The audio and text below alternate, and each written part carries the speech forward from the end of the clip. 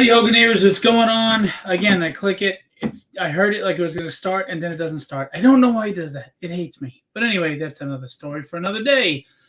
So, Will played, unfortunately, couldn't make it at the last minute tonight. But we have not a replacement, because you can't replace Will. He's irreplaceable. But we have somebody just as talented, just as good, probably better looking than Will, too. Although he's really not that good looking. But in that, anything's better than Will. And he might be able to do our outro better than Will with his really weird accent. So that could be possible. Hey, Rally, what's going on? So we're going to bring him on. We're going to draw live. But we're also going to announce, I'm going to announce the contest winner for the Writers Contest.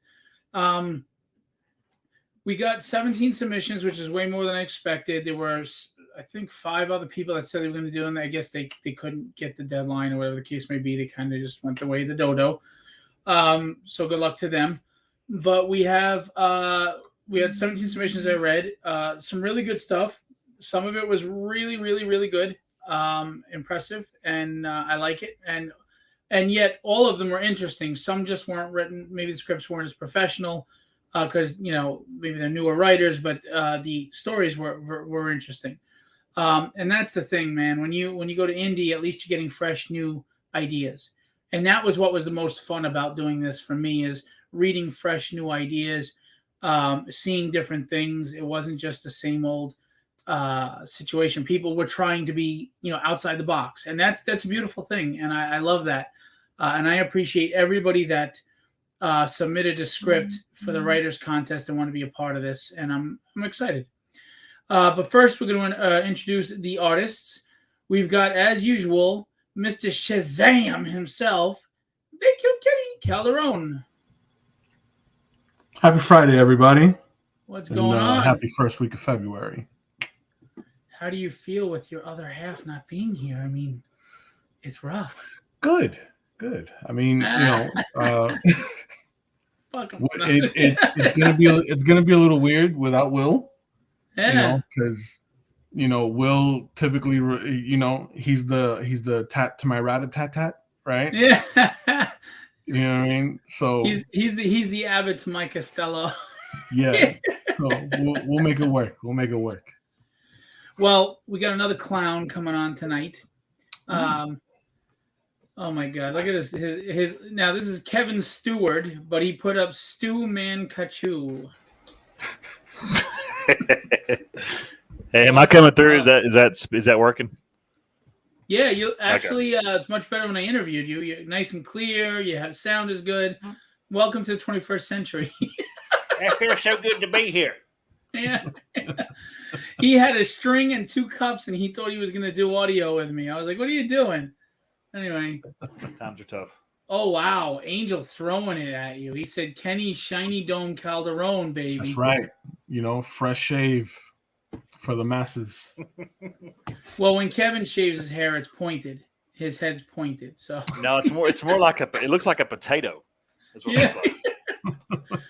Yeah, well, I've got a bowling ball for a head, so I look like a lollipop. Just the stick got fat. But anyway.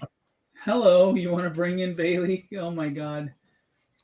My oldest, my kitten, is bringing in Bailey. That's Bailey. I call him Snarf. Snarf. Yeah, he's going to want down in a minute. That's a big cat. Yeah, he's a fat, fuzzy freak. Yeah, he's probably going to want down on me. He's like, what the hell is she doing? Yeah, he's cool. Phil's a walking Funko Pop, according to himself. Yes, I am. I am. I just wish I had the worth and value of some of those damn things. $18, $30. Yeah. No. Some of those things are expensive, man. Especially this stuff. And I'm talking about ratios. I'm not talking about the actual dollar amount. I'm talking about ratio. A plastic thing that cost 30 cents to make with a markup of 5,000. Yeah, I could go for that. By the way, everybody. Clan McDonald, if you're in their group, they have a claim sale of a bunch of tragedy covers by big names going on right now up until February 10th. A bunch have already been snagged up, believe it or not. I'm not kidding. So go check it out. I even posted about it. Clan McDonald. and Philbo teaming up here to get you some tragedy. Nice. And we will be teaming up with Legendary. Legendary will be teaming up with Clan McDonald. Once I scan in some art, he will be selling some art. So there you go. Anyway, now there's 8 people in the room. I don't know if any of them are writers who submitted, or should I announce first, get it over with, or should I make these people stay and wait during the show, wonder who won, and tease them, or are they even in the room yet? If you submitted a script, let me know that you're here. I'd like to know. I don't want to be announcing the winner to everybody but the people who have submitted. Of course, if you're not here, then maybe you didn't care too much. I don't know what to tell you. Well, it's Friday. You know, it is, you know, in the middle of winter. Weekend. Middle of winter. It's like, I was going to say, it's actually pretty warm down here. It was almost 60 the other day. Dude, the wind is howling like a son of a gun. It's freezing outside right now. And then watch, it'll be 60 tomorrow. It's ridiculous. Can't relate. It's 85 down here. 85. Matthew Cole, what's going on? Oh, Sean's here. All right, Sean submitted a script. Sean had his script. I'm not going to divulge what the scripts are about because that's private until they decide to, open up about it and stuff. But Sean had a very interesting take on something. It was a script where it was something different. It was something new. It was something fresh and exciting. And it's great to read those things because it's not the same old stuff. That's why you guys got to pay attention to indie. Vaughn Coleman is here. What's going on, Vaughn? Vaughn submitted a really good script too, and we're going to go over stuff. Anybody else here, or should I just announce the winners? And if you're not here, your fault for being late. You guys let me know. Anybody else here? Anybody? 2 seconds. I'll be right back. I got to go fix something with my Instapot. It's cooking chili. I'll be right back. Are you serious? Hey, when the wife calls, I can't. I got to go. Give me 2 seconds. I'll be right back. Y'all just keep going on. You're just a mess. Yeah, I'm gonna switch the camera to what I'm gonna be working on tonight. That's why his name is Stu, because he's making stew. No. Yeah, all right. All right. So just a quick 17 FYI. scripts, Angel. Yeah, just a quick FYI. I'm doing a new piece tonight. The TMNT piece that I have been working on for the past couple weeks is completely done. Right, so Phil will be showing that off at some point this evening after he announces the winner of the writing contest. Actually, I'll show it first. Yeah, tonight I'm starting a brand new piece. It's going to be a group shot of the Silverhawks. Yes, you are doing the Silverhawks. Yes. Yeah. Yes. We're going to switch cameras now. Alejandro, what's going on, buddy? Yes. I was hoping you'd do that. All right, I'm going to show you the finished Teenage Mutant Ninja Turtles piece that go for it. That you did. This is for sale. Gorilla for sale. This is for sale. Kenny Calderon, Teenage Mutant Ninja Turtles. It is 11 by 17, original pencil and ink, one of a kind. The 4 original guys, I know there's a female turtle now, and of course you got Splinter and everybody else. So if you love this piece and you're interested, DM me and we will tell you what the price is. We'll go from there. So that's a beautiful piece, Kenny. Wonderful job. Kenny's still got the Thundercats one going, and now he's doing the Silverhawks. Yes. They're actually doing a new Silverhawks cartoon, I just found out. I did hear that also. That is freaking amazing. Hopefully they don't crap it out like they did the Thundercats. Angel said, "Oof, epic piece, brother." Thank you. Yeah, they're going to do a new Silverhawks cartoon. I heard it's supposed to be faithful, but you never know. They always adapt everything and I don't know what the animation is going to be because that animation back then was awesome. Yeah. But here's Teenage Mutant Ninja Turtles. It is for sale. Reach out to me if you're interested, because you can buy through me. And then, of course, we're going to go through Clan McDonald for some pieces. So,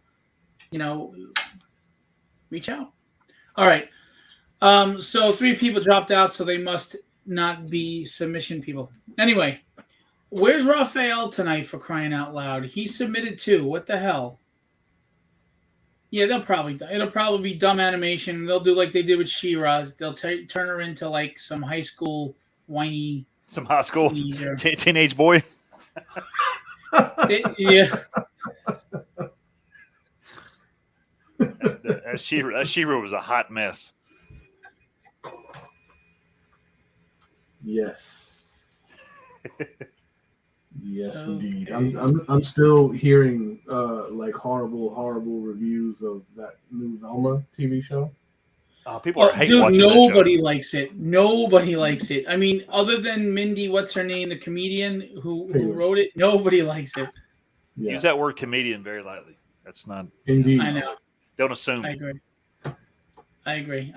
That's her title or her career. I didn't say she was a good one. That's just what she's allegedly supposed to be. So, all right. Do I announce the winner now, or do I wait? Not everybody's here. Where's Raphael, man? What do we?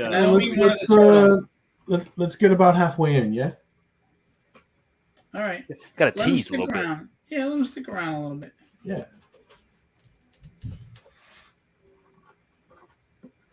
So, are we like working on anything that we want to work on tonight? Or how are we doing this? Because I got whatever you want to work on tonight.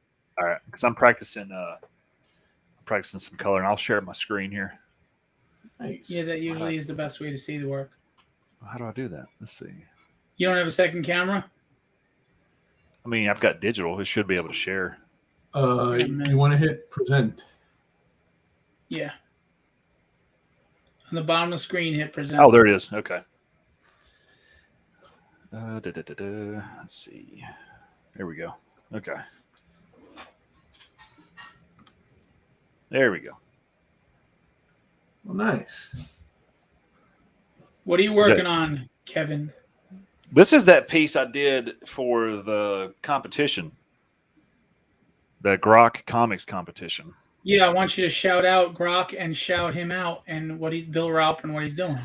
Yeah, Bill Raup is running a cover contest. I think it's going on until the 14th or 15th. I think maybe of this month. I could be wrong on the date there. I know I just got mine done recently, but he's giving out a $200 first prize, and it'll be on his comic. It'll be presented on the book. Right. The winner will go on via cover. Yeah, that's what I'm trying to say. Bill Raup is a nice guy, and no, it's not Daredevil. This is Flats he's doing right now. It's a character for Grok Comics. Yeah. This guy is called Raphael. Dog. You dirty dog. All right, so I'm trying to. How do I do this to show all 4 pages, all 4 windows? That's so weird that it won't let me without minimizing Kenny's. Do I need a Kevin's got to mess everything up. If I do remove from stream, will that keep me in? I wonder. Or no. No. Don't. It's all right. We will. I'll just toggle between you guys. Okay. All right. We'll do that. Okay. Rough. Okay. Screw it. Let's just get the contest thing over with, and we'll just relax and hang out. I feel bad. I hate when people drag things out and make you stay, because if somebody doesn't want to be here, I don't want them to stay just because they want to find out, They should want to stay because we're going to do some cool art. That's why they should want to stay. Damn it. Shazam. It's all about burying the lead. Kenny's doing a Silverhawks piece, and Kevin is coloring a cover contest submission for Grok Comics. It's a character named Dog. I know you watch anyway, Raphael. But we got some new people that are here that don't usually watch, that want to see what's going on with the writer contest. All right, so here's the deal. Oh, wow, that just dawned on me, Kevin. What's that? Nothing. All right. So, look, all the scripts were great. some of them needed work as far as the professional way of writing a script, but I didn't let that hold me back in my decision, because it's basically, you can work with somebody on how to rework a script. It was basically the premise of the book, the idea behind it, where you were going to go with the book, how you paced the story.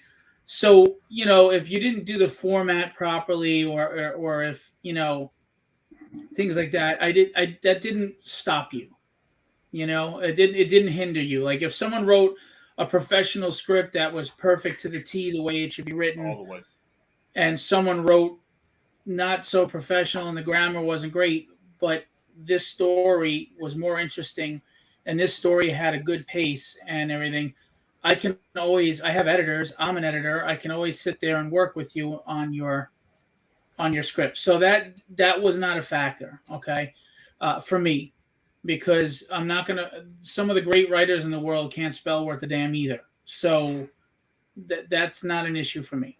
That wasn't an issue that played into it. It was really about, is it a new story, or is it at least a done trope, a trope that was done in an interesting way, and maybe a different way? Was the protagonist interesting?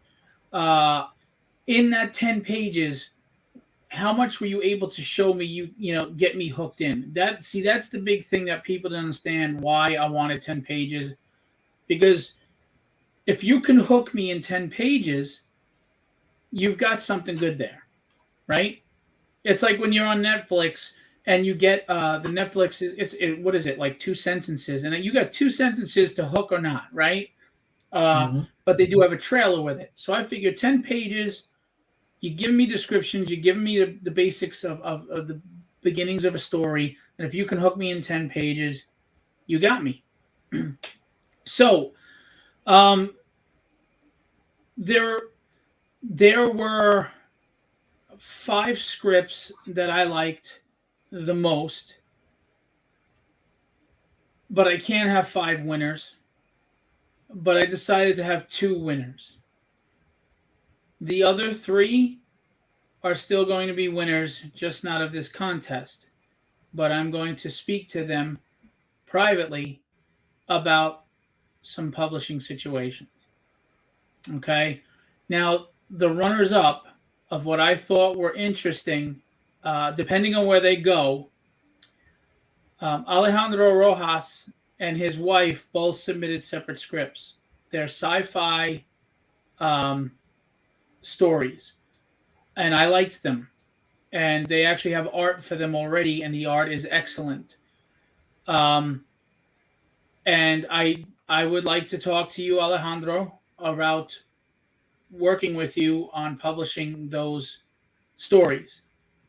The reason why I didn't pick you as a winner for this contest is because it wasn't a perfect match to the book it's going to be attached to. Now, I had another script that was a sci-fi horror. It's a well-written script, and I will talk to them, but it doesn't match tragedy. And that was one of the factors that we mentioned, is the story should really match tragedy, because you're hitting a superhero genre, a superhero market right now, right? So the two winners both had solid stories, solid characters, solid scripts that were written well, and they matched the tone of tragedy. And that's what put them over the top. I'm going to announce the contest winner for the Writers Contest. So, Alejandro, like I said, I want to talk with you, Alejandro, and your wife about working with you. Rafael Tavares Jr. and Russell Keach had an interesting fantasy tale that I liked. I found interesting. I will talk with you, Rafael, as well on the side to see where you're going with that. I would like to pursue those conversations further. He said, yay, cameo. He said, yay, cameo, meaning you were showing up in the cameo. Those 3 aren't getting the contest here, but you're going to, I still want to have conversations with you going forward that I'm not going to get into detail here, but I'll get into conversations with you about publishing. about publishing you guys and going from there. Okay. Now, ironically, I didn't think actually along those lines, but Kevin decided to join us last minute because Will literally let us know probably like 20 minutes or so before 7 or a half hour before 7 that he couldn't make it. Hopefully everything's okay. So Kevin said he'd fill in and join. Well, ironically, Kevin is one of the two winners. He has a book called Apollo. It's a Superman archetype, but he writes it in a totally different way. It's science fiction. It has futuristic situations. Apollo is very flawed, but not in a negative way, like, tearing him down or making him a bad guy or whatever. Rod said, nice beard. I think he's talking to you because mine's so gray, it just looks like it's my face. I'm growing this hamster out. Yeah. So Kevin, you're one of the two winners. And it was ironic that you actually wound up coming on the live stream because I didn't even think about that because you're one of the winners. I promise you there's no foul play that he's on this. It was a solid script. I was actually surprised that Kevin wrote a legible human script, that it was coherent. It surprised me. But Kevin is one of the winners. The book is called Apollo. I'm going to be honest with you. I went in thinking it was going to be just another Superman story. And I really try to go in without any prior thoughts or opinions to sway me in any way. I don't go into anything looking at it like I think this is going to be great. I don't go into anything looking like I think it's going to be crap. But I won't lie, I actually was expecting a typical Superman story from Kevin, and it is far from it. So Kevin is one of the winners, but there was another script that I thought was really professionally well written, and it interested in me. Now, it's not this grandiose, totally different tale, but he wrote it in an interesting way, and he interested me, and I found the protagonist curious. So Vaughn Coleman gave me a script, and it was called oh my god, I forgot the name. Hang on one second, I'll tell you. It was called Land of the Lawless. Now, one, it's a female protagonist, so that helps line up with tragedy. Two, she has this vehicle that's tech, and she has tech, and she's in a post-apocalyptic future. And Vaughn's script really got right to the point, and the pace was solid, and it got you interested and hooked you right away. So that was very important. Vaughn had the chops. It's also vigilante, post-apocalyptic. It matches pretty well with tragedy. The only thing is, Vaughn, I hopefully she's not over-sexualized because I don't want to publish women who are just meat. I love beautiful women as much as the next guy, but I have two little girls, and I need to make them proud of me, and I don't want them growing up thinking their strength is in what they have popping out. So, not to sound like a tightwad, that is where I stand. So, the two winners are Vaughn Coleman with Land of the Lawless and Stewman Kachu over here with Apollo. Now, for those of you who don't know what's going on, that means both of you are going to submit completed 10 pages with a cover of your book.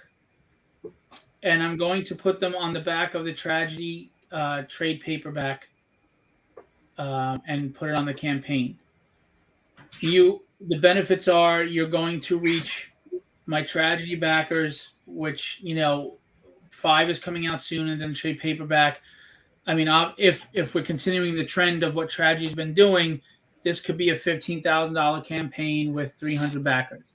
Is that huge? No, but for people just starting out, it's a good audience to jump in front of, get your eyes on. You will get a good amount of comps of the book to sell on your own for 100% of the profit. I won't take anything. It's a good jump start for you, and then when you decide to do your Kickstarters, you can bring these followers over there, and it's a jump start to get your book going. So I want to say there was a lot of great submissions. Like Sean submitted something really interesting. I liked it. It just didn't fit the superhero trope of tragedy, but on its own, it was a really good story. It was different. It was unusual. It was psychological. I like psychological. So Sean, it was great. I apologize. It just didn't fit the genre. Thank you so much. And yes, you'll get a full-fledged character from me. I want to create an icon. Mm-hmm. Yeah, I see a lot of potential. I thought both scripts were written very professionally. I thought the pacing was excellent. They hooked me right away, which was the big key. So that was great. Greg Johnston put in an excellent, interesting story, and he's a new writer. There was a lot. I can't remember all the names. I apologize. Some of them are people that I don't interact with regularly, so I don't remember their names. I apologize. So that's it. Vaughn Coleman and Fucko McGillicuddy over here are the winners. And what did you call me? So I forgot your name for a minute there. Fucko McGillicuddy. So the next step is have 10 pages done and a cover. They must be colored. Black and white books don't sell. I'm sorry, they must be colored. And I can provide a team for anybody that needs, whether it's lettering, whatever. I provide editing. You need an editor, I'll have an editor. They can edit your books, make sure everything's good. Rally, I will write my life story and win it next time. Nice. Well, if you can write, you should have joined. But I do want to remind Rafael, Alejandro, and your wife, we will be having future discussions. This weekend I'm going to reach out to you guys and talk about things. As far as the other people, it wasn't bad scripts. It wasn't that bad writing. It wasn't that the ideas weren't fresh and new at all. It was just a matter of, like I said, did it fit the genre for tragedy? Or did it catch me right away? Was the pacing solid? Some of them were more of a slow burn, and they need to be a slow burn, so they shouldn't be rewritten. They need to be a slow burn. But for the 10 pages, they're not going to grab people right away. Some of them, I'm not sure, Raphael. Is that this Saturday? Tomorrow? Probably not going to be able to make it.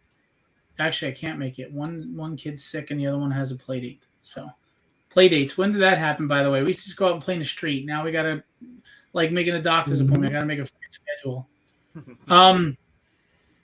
So get your 10 pages together, get them drawn, get them ready to go.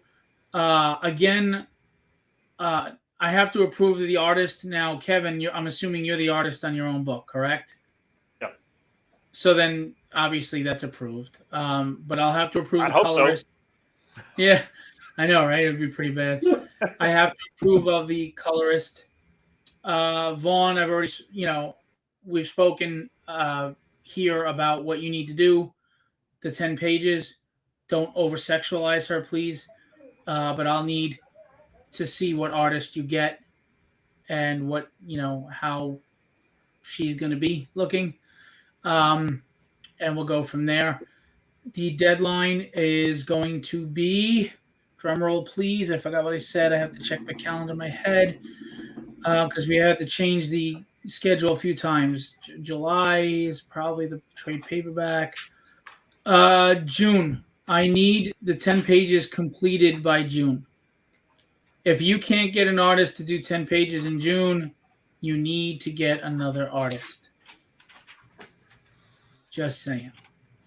And And you'll have to get logos for your title for your books as well. Keep that in mind. I have Rob Powers if anybody needs logo designs to help, and he does corner boxes.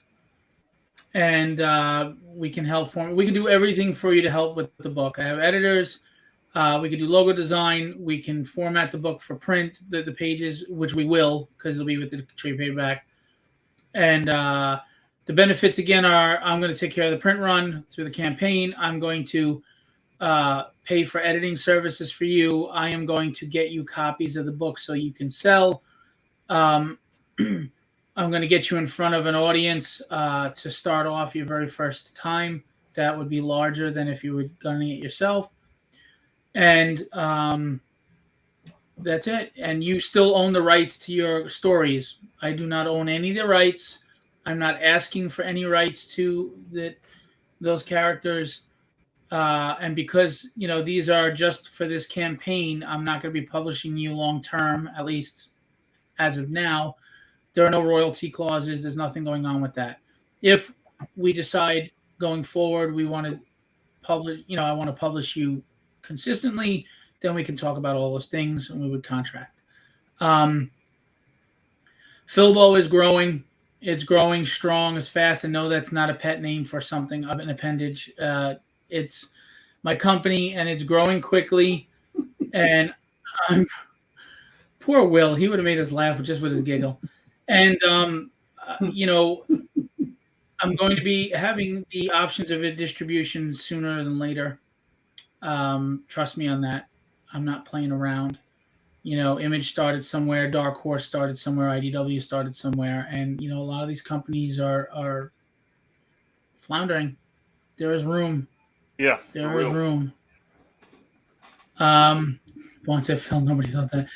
Look, there's a void to fill, and no pun intended, I'm ready to fill it. Hey, it ain't that late on a Friday night. Come on, keep it PC, PG-13 here. No, my name is Phil, you dope. Anyway, Silverhawks is looking great, man. So that's the deal. Congratulations to the winners. We will be communicating, if not tonight, tomorrow. I will speak to you more, Alejandro and Raphael. I know Raphael will be up till 3 in the morning. I'll talk to you later. Yeah, it's the Silverhawks, man. And we'll go from there. Any questions from anybody involved in the contest? And by the way, all scripts that were submitted to me, I will not share them with anyone. I will not spread the word of what they're about unless you asked me to or wanted me to for whatever reason. I promise you that. You have my word. I'm here on video saying that I will not do that. They are sacred. This is my verbal NDA right here. I know a non-disclosure agreement. I will not disclose the information of those scripts to anyone unless you tell me. You ask me to, pitch it to somebody. I do want to let everybody know I have my horror anthology magazine that's coming out. I wrote 5 stories in the first one, and there's one short 10-page continuing story from Charles Santino in it. I will be doing a second magazine, and I will be accepting horror submissions, horror script submissions. I'm also going to do, I was thinking in magazine form like Heavy Metal, a sci-fi fantasy, but I might put it in regular comic book form because magazines don't sell well except for horror. But I haven't decided yet, but it is going to be an anthological publication. And I am accepting submissions for science fiction stories and fantasy stories like Dungeons and Dragons and even steampunk. So those are, if you want to submit to me, the website's not up yet. Just DM me and reach out to me and let me know you'd like to submit, and I'll instruct you on where to go from there. And I'll explain to you how it works for you monetarily, etc. Okay. Well, Vaughn, you can submit a horror script for the magazine. And just so you know, that magazine, the first one is not coming out till October, so the second one will probably release 6 months later. So, yes, Alejandro, if you have horror scripts, you can submit them to me as well. Please, everybody, I want you to understand, Am I a big name? No. Am I trying to pretend like I'm a big guy? No. But I am growing, and growth means I have to branch out. And it means not just my stuff. I have to start promoting other people's stuff and publishing other people. So this isn't me, little boy Phil, trying to pretend I'm one of the big leagues. I'm not. So when you submit to me, understand that I'm a fledgling publishing company that is, growing quickly, but I'm starting on my own. All right. So just understand that I'm not promising you the world. I'm not at Images level. I'm not at IDW. I'm not even at Source Point Presses level at this point. So, but I will be soon. I can guarantee that. But yeah, anybody wants to submit horror or sci-fi, fantasy, steampunk scripts, DM me. Don't DM me the script. DM me letting me know you want to, and I will instruct you from there what to do. And I have to be honest, please, when I ask to do things a certain way, please do them that way. Okay? Like I had people submitting scripts, but they were submitting them in the wrong places. And as I warned them, they get overlooked. Because I can't go to 15 different places all over the place. It needed to be at the Philbo Publishing Facebook DM. So please, if I ask you to do it a certain way, please just do it that way. It's for my benefit and things I need, but it also helps you because if I have a script on Instagram, I have like 6 social media pages between Legendary Illustrations and Philbo Publishing and my personal. If one is going here and 3 are going there and 2 are going there, I can't keep track of all of them. I just can't. And you're going to lose out because I'm not going to get your script. I'm going to miss it.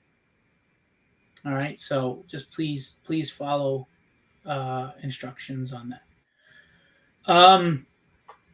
That's it for the writers contest and everything. And thank you to everyone who wanted to submit and put their faith in me and thought this was a good opportunity.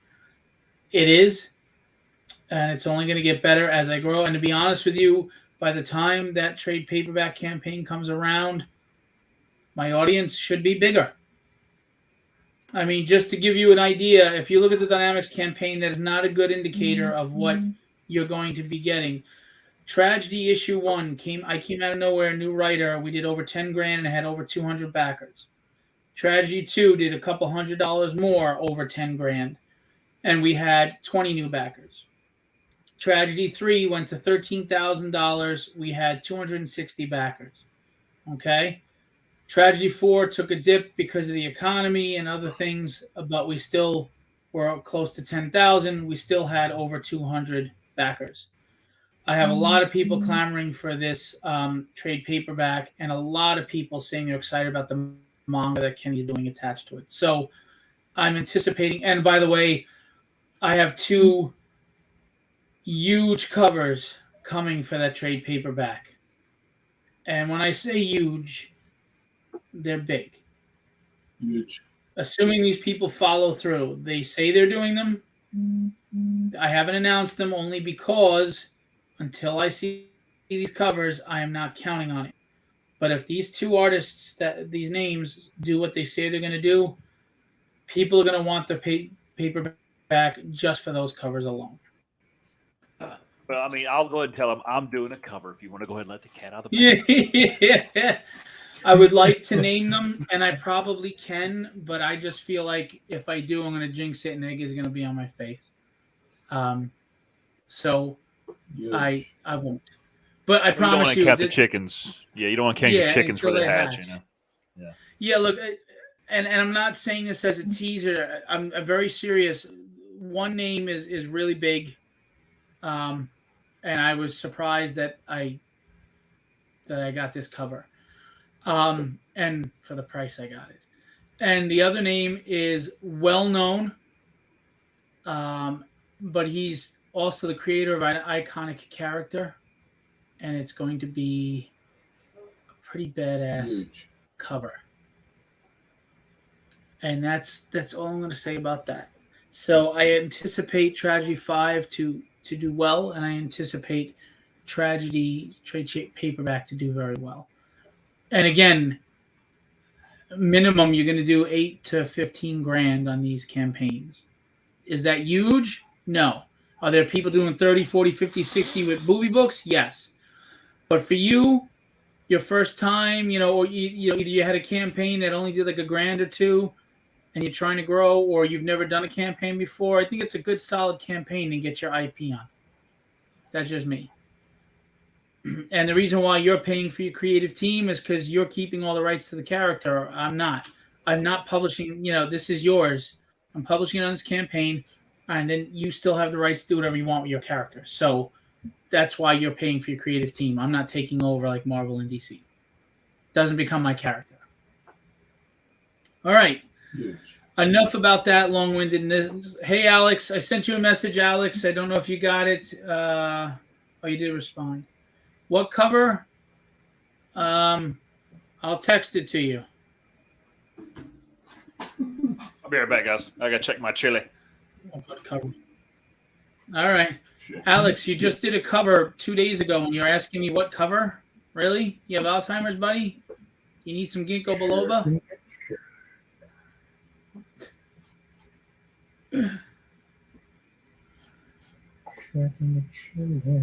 Oh, my God. Steve Garcia is a mess. Yeah, Vaughn, we'll talk after. I really appreciate. I'm sincere when I say thank you to everybody who wrote to join the contest. I feel bad that not everybody can win, but unfortunately, not everybody can win. But I hope no one takes this as rejection and gets down on themselves. Please do not do that. All right? They were all quality stories and ideas. Some of them maybe the execution needs a little improvement, but that's nothing that can't be fixed.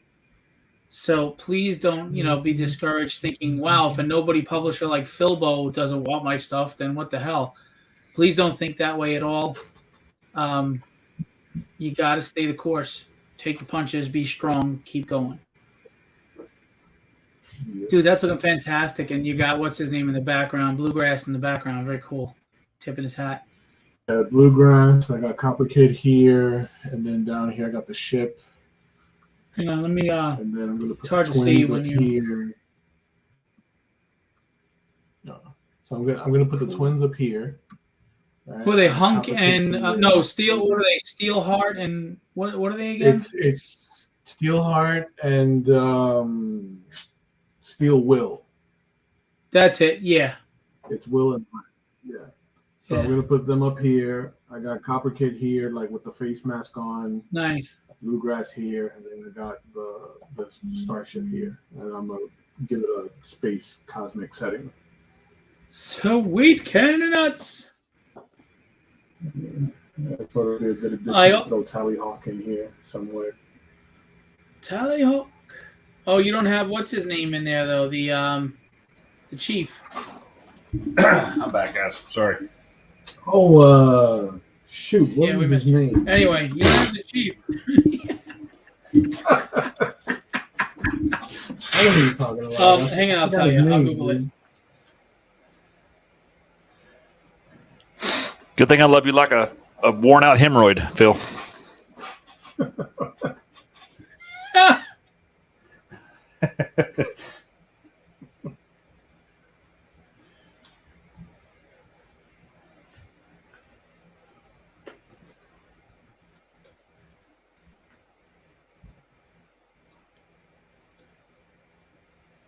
Sorry, someone's asking me a question.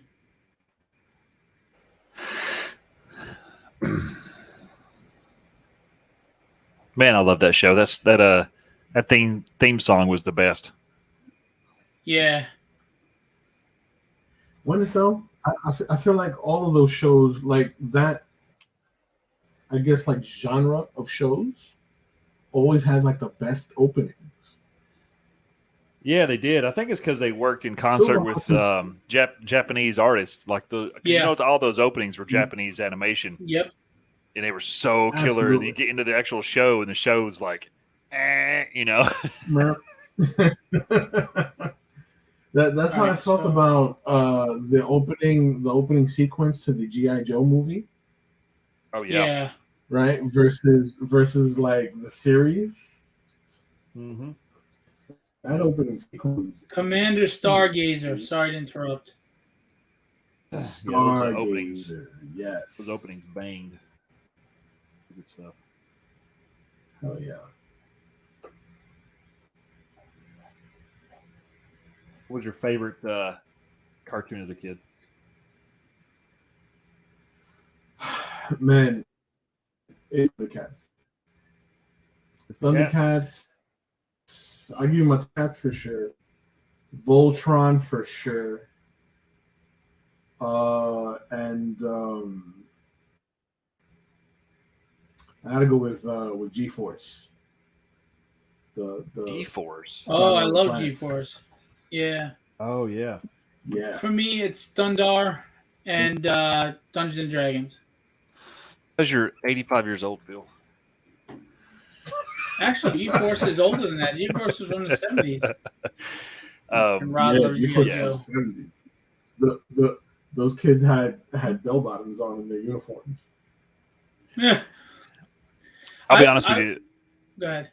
Thundar was a cartoon that made me want to draw as a kid because of the simple animation, simple design of the characters. I felt like I could. Simple, yeah. Yeah, I could feel like I could draw like that. I gotta say, my favorite. You smartass. My favorite cartoon was had to be Mask because I love the toys. The only thing is, I had the copter that turns into a jet, and that made no sense to me. It's like a flying thing into a flying thing. I mean, a copter into a car, or a jet into a boat, or something. But well, really that's what you get when you've got a $45 billion military budget. You're just gonna waste it on flying motorcycles. Fair enough. You know, I would love to see Tiger Sharks, Silverhawks, and Thundercats all team up in one big epic movie. Oh yeah, and it'd be like the Lunatics and Mumra and Monstar, and I forgot who the big baddie was for Tiger Sharks. I have the cartoon, I just forget. Monstar and Mumra, basically the same character. Yeah, pretty much. Those are some serious villains, dude. Those are some really good monsters. I love those guys. Oh yeah, definitely. Yeah. I don't know, man. Mask was my favorite cartoon, but I don't know. I feel bad for kids today because they just do not know what it's like to grow up with those cartoons and have your Saturday for 4 hours just be plastered in front of a TV. Yeah. Well, the worst is the animation has become dummied down and dumb. The art has become dummied down and stupid, and then they've dummied down the like. You wonder why kids are the way they are. I watched that new She-Ra, and they turned the Princess of Power, this adult woman fighting the Horde in a rebellion, right? Now, granted, it was done for kids, but it was still at some level of adult. Now, she's a high school kid, and she's like whiny and bratty, oh my God, I'm She-Ra, like, oh my God, and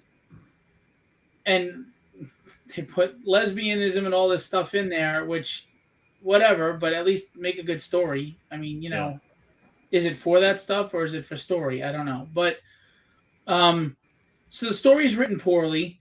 The designs. I mean, like the guy who played Archer. What's his name? Is it Archer? Yeah, Benjamin something. No, but the character in She-Ra, they made him this. I mean, I know Archer wasn't dressed. He looked like a porn star with the mustache and everything, but they continued that trend with a teenage kid with like a half shirt and a heart, and I was like, I'm not comfortable watching this. I mean, who's the audience? Who's that for? Is it for kids? Is it for adults? I know, but even then, the adults aren't going to relate because, like, oh my God, like I'm She-Ra, like oh my God, it's crap. Who even watched She-Ra back in the day? She-Ra She-Ra even a cartoon when we was kids? I don't remember. Yeah, and I liked it. It was along the lines of He-Man. Yeah. It was good. You didn't have to be a girl to like it. Yes, misogynist, chauvinist pig. Yeah, it was. I'll live in my fairy tale world. He-Man for girls. I love Spider-Man's Amazing Friends too. He-Man for girls, but like you didn't feel weird for liking it because Hordak was awesome. Just say that you liked watching Jim. It's okay. Oh, there we go. This is perfect. I absolutely used to watch Jam with my sister, right? And the animation in the opening act was awesome. Yeah, once Absolutely. Jim came on, I was going outside. I was like, "Oh, time to go throw some sticks or something."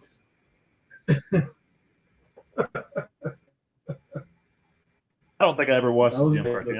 I couldn't get behind it. Made out of metal. What's that? I said were actually made out of metal. Yeah, I know. They were iron cast, and when your parents threw them at you and they hit you in the head, oof. You learned to duck. Oh yeah. Kept you on your toes. That's yeah. I see what you mean. You know, it's funny. It doesn't pay as a publishing company to post positive posts. I should just post negative posts, talk about jerk offs and bitch and complain. I get all the comments, all the attention. Well, it works for a few of those streamers out there that got big audiences. If you know what I mean. Yeah. People like negativity. They say they don't, but they don't back positivity. I mean, think about it. They like the boys, but God forbid they like something like the Dynamics.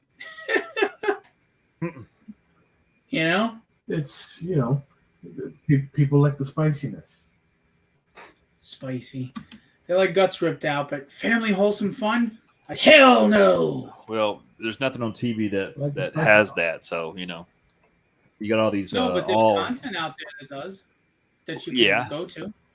Yeah, but most of the stuff you see on TV is all filler, no meat. It's all empty calories. Right. I agree. Yeah, Vaughn's too young to have watched the original She-Ra, but it was good. It was good. And it's about everything but the story now. Raphael, you are absolutely right. All right.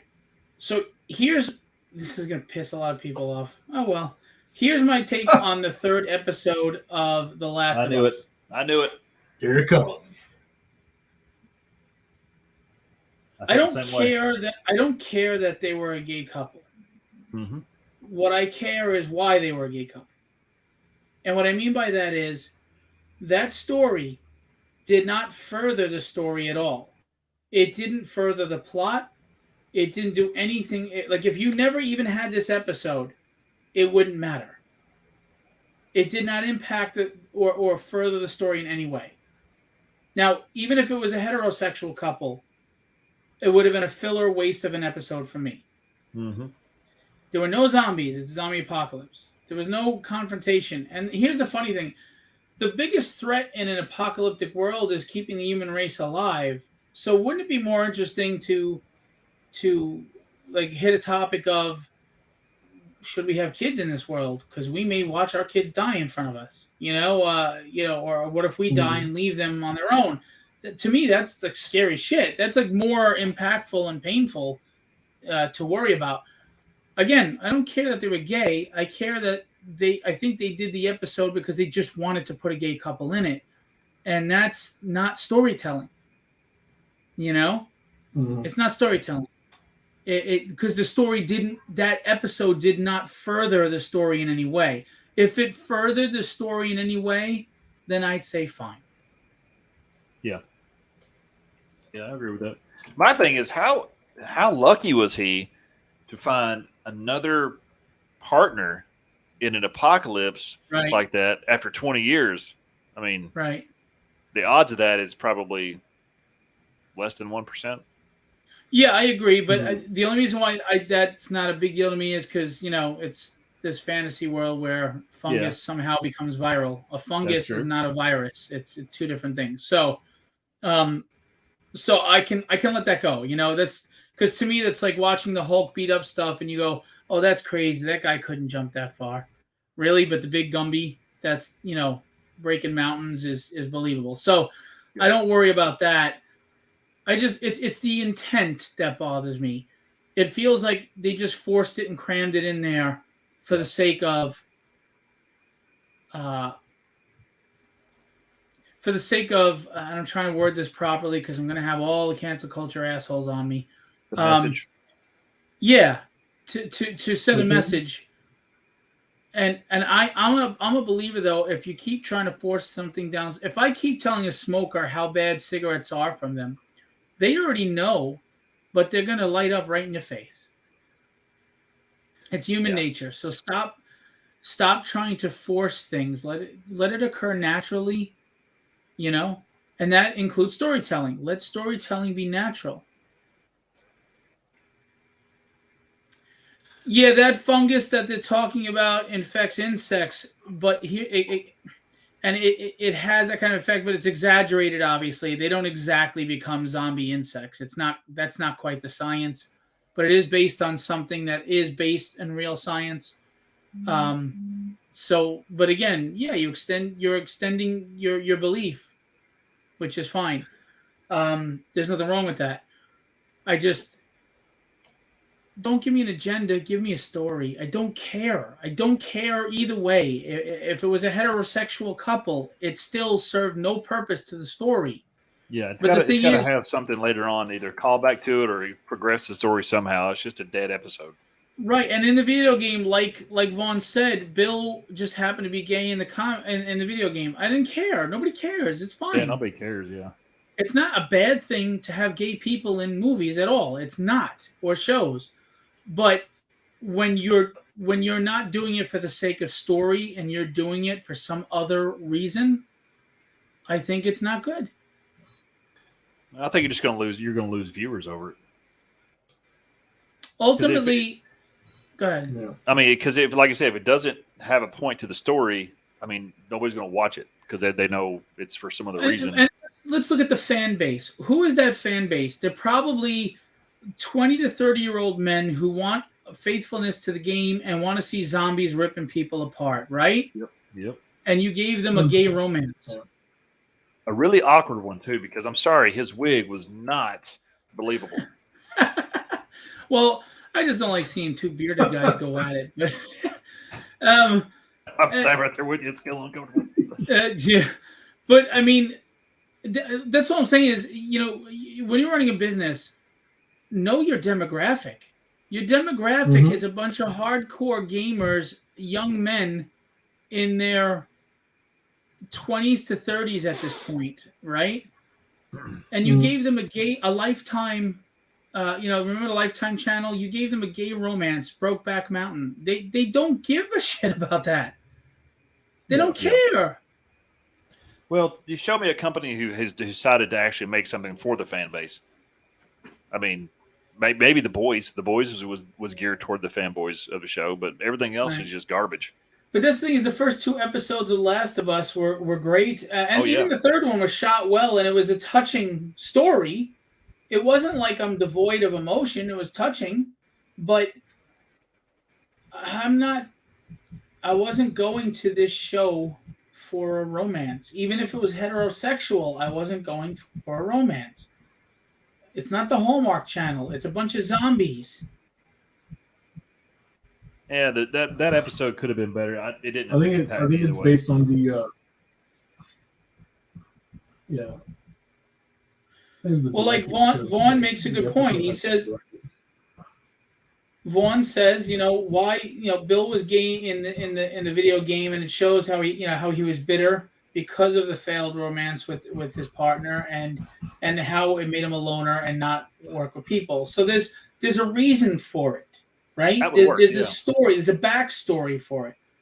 But there was no reason for this. They could have came across any cache of weapons anywhere. I mean, they could have. Or how did that town not have any zombies ever? How did he get all those gates and all those things up on his own without being attacked or whatever? I know it was a little more rural, but didn't other people live in those houses in town? Where did they all go?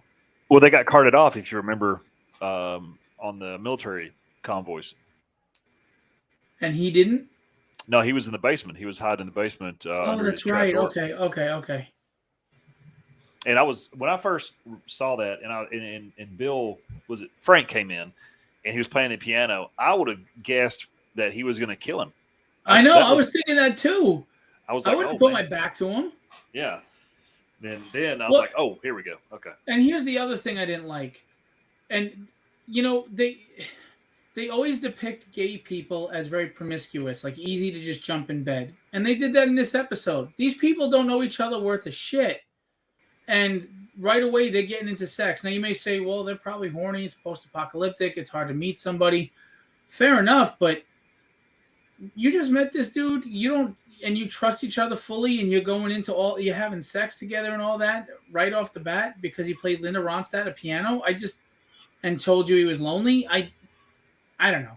Well, they gave him 3 years after, before he ran into somebody else. So maybe that's what it was. Maybe that's why they were trying to sell it. No, but I mean, my point is, they met for the first time, and it wasn't 3 years. It was the first day he was there. He took a shower, he gave him a hot meal, and then they played the piano, and then they were banging each other. Oh, I'm like, yeah. I'm like, man, where were the girls for me when I was a teenager with this shit? Play the drums, and then it had been 3 years since either one of them had seen anybody. So maybe that's what it was. Maybe there was the instant okay, yearning. but do you still really trust anybody in that world right away? No. I mean, I wouldn't. I was expecting him to do something to Bill from when he was standing behind him. Yeah, I did too. I was like, oh, he's going to kill him. Like I said, I don't care about sexuality. I don't care about gender. Just write a good story. I mean, I had someone call me a misogynist because that Predator movie, The Prey.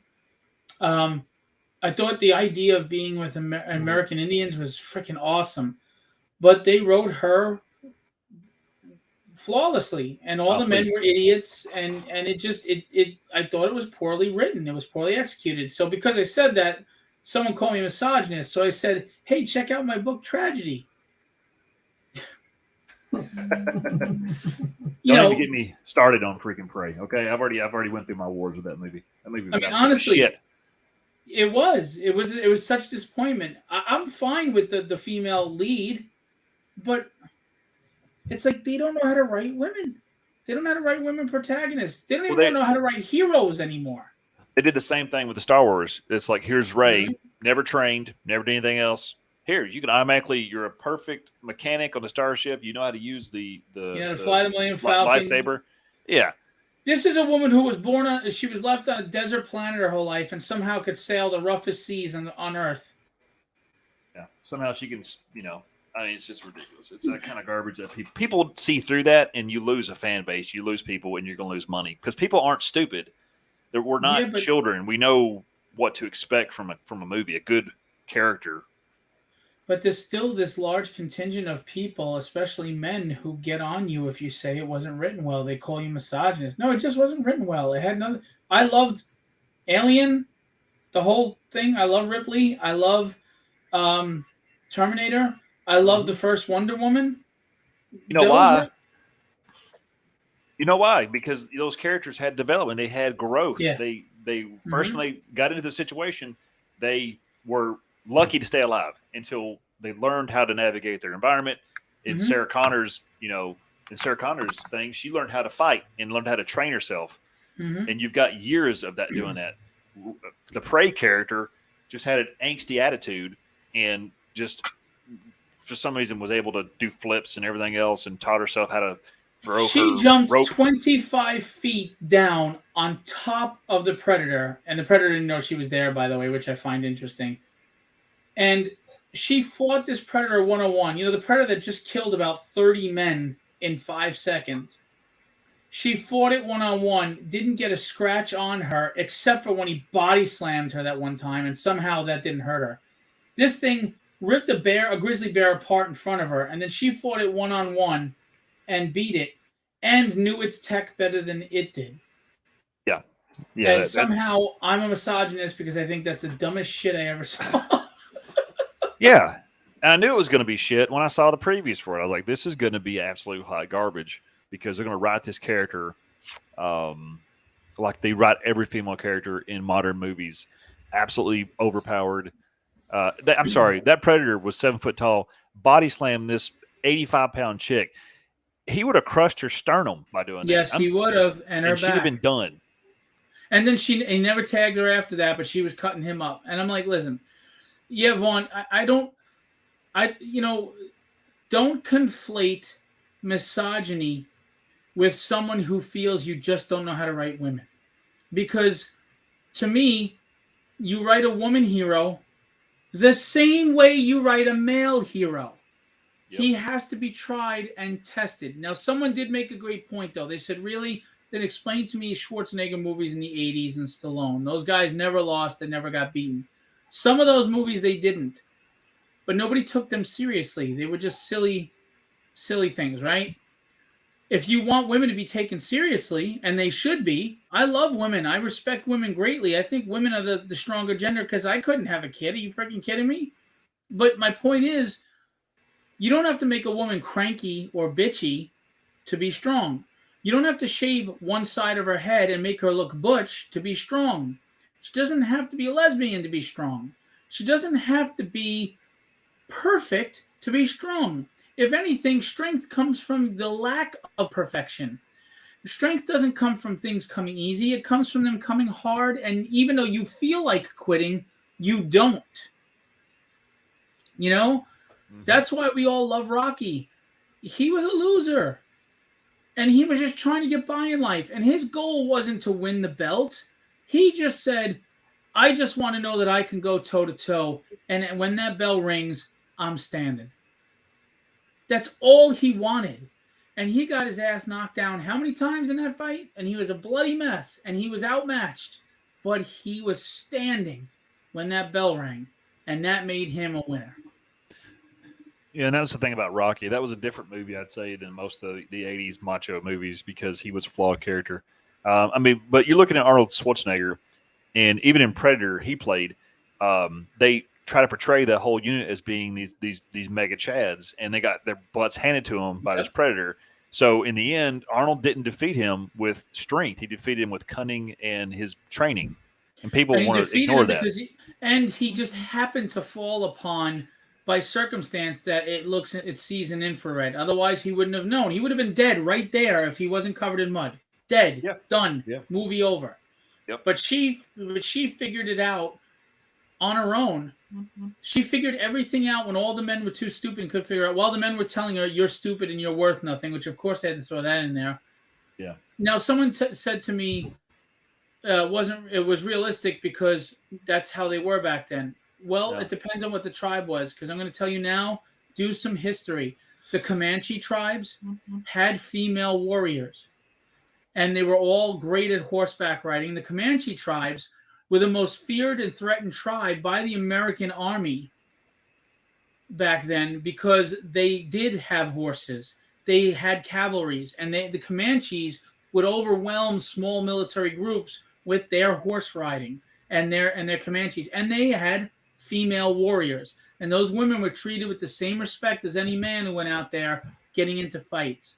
So to say that blanket statement, well, that's how men did treat women back then, especially blah, blah, blah, that's not true. It was a tribal thing. It depended on the tribe. They could have really done a good great work, Kenny. They could have done a great service to this movie by just playing it a little bit different. And they could have made her work is if we got introduced as a child, as a young person, her tribe gets slaughtered, right? She barely survives. Okay, now let's advance 10, 15 years. Okay, bring her to an adult. She's been training this entire time. She's been going through struggles, trying to survive, yada, yada, yada. Now she interacts with the Predator. Now it's more believable because you're pulling the Aliens card where Sigourney Weaver and Sarah Connor has gotten through that development. And that would have been a much better approach to that movie, in my opinion. Well, because it would have shown her struggle and come out and growth, like you said. Yeah. But they also, I think they should have also toned down the "you're a little girl, pat her on the head" thing, because that shows you what they're trying to do. Yeah. And they should have been more. She should have won with cunning. And she jumped from a 20 to 25 foot branch and landed on the Predator and didn't fall, didn't break an arm or a leg or hurt herself. You jumped from a 25-foot perch onto that thing. I can't even get out of the bed in the morning and do that. I couldn't jump from the bed, exactly. Get out of here. I could barely get up from my chair. What are you talking about? Jump off 25 feet. That'd have been it. By the way, forgive me, I'm going to segue for a moment. Charles, is it okay if I show some of the pictures you sent me? I'm really proud of you, my friend, and I want to share in your glory. And Kenny Sure. would appreciate it too. I would. I'm just waiting for Charles to give me the okay, or say no. See, for me, all right, I'm going to show it, and then I'll talk to you. Talk more. So Charles' first ever book, Cold Cutter, is here. Thunderlips is here. Shazam. Hang on, I'm trying to get it. Where'd it go? I hate this. Kevin's got to screw everything up. Way to go, Kevin. Son of a. All right, so there's Cold Cutter. But wait, it gets worse. There's a nice clearer picture of Cold Cutter. Charles W. Morgan is the artist, Nice. writer, creator. Nice. For Oh, I know Speed Publishing. Shazam. Where'd it go? Oh, why'd it kick me out? Hang on. Why'd it do that? Sorry, guys. Look at that. Kenny Calderon. Oh, did you do the cover for that, Kenny? Look at that. I did. Nice. Nice. Very proud of it. Two others. There's It Kenny's came out cover. really- wow, look at the foil on that. That's really good. Look at that. Kenny Calderon, baby. What's the synopsis of the book? Shazam. It's a noir crime story, basically. So he's the protagonist. That's his girlfriend. There's a guy. What was his name again? I had his name and I just lost it. But anyway, the bad guy killed his brother, and it's a revenge tale, and it's fun. And Kenny. Charles is upping his game on book 2, man. Yeah. The sequentials, woo, woo. Nice. You know what? Let me show that. You car showed some panel. last week. That Chevelle. Woo, that car came out You crisp. know, right? I hope this is right. Well, like here's some sweet candy nuts. Who's doing the interiors on that book? Sorry. Is it Kenny? That is No, pretty it's him. nice. It's Charles W. Morgan. He's doing it Oh, that's himself. right. That's what you said. Yeah, my bad. Dude, I look at this page and you know what I see? Mike Grell doing, what do you call it? John Sable freelance. Just good stuff, man. Very nice. That bottom that right hand shading. panel is striking. I like Yeah, that. yeah, man. I'm trying to The find the establishment car shot page. up top is awesome. Where's the Oh, car yeah, that page? establishment shot, man. Ooh, if you can nail those, perfect. Where's the car page?